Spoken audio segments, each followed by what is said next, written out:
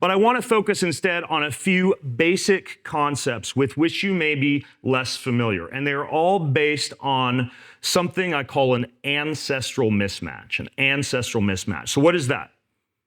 I'll describe it to you this way. We live in a comfy, post-industrial, technology-infused era that looks and operates nothing like the environment our ancestors lived in for much of human history. Rather than experiencing the pressure involved with hunting and foraging and farming and gardening, most of us do not have to burn significant calories to find, make, or grow food.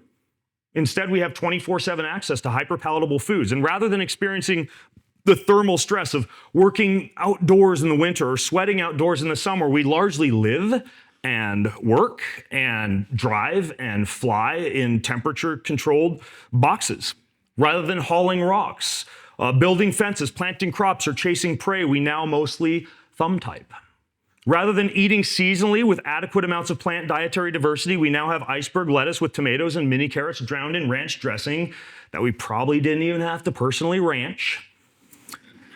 Now, don't get me wrong, I don't think this time machine reversion to a pre-agricultural, pre-industrial, pre-technological age is a great idea. Ancient humans probably would have killed to have the world's entire library of information on their desktop, 1,000 servants in a small black pocket rectangle, and constant access to a pint of chunky monkey in the freezer, probably next to the frozen head.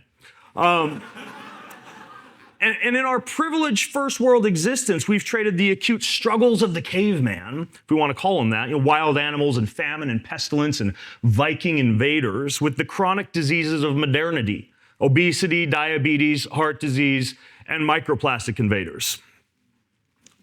I need a drink from this microplastic-infused water bottle.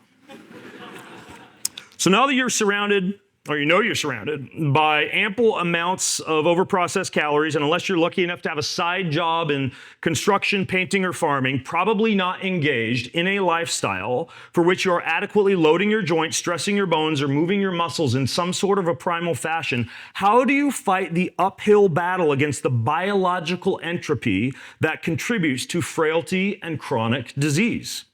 Well, you can start by understanding that comfort slowly kills. And based on that, choose to embrace short, consistent bouts of discomfort.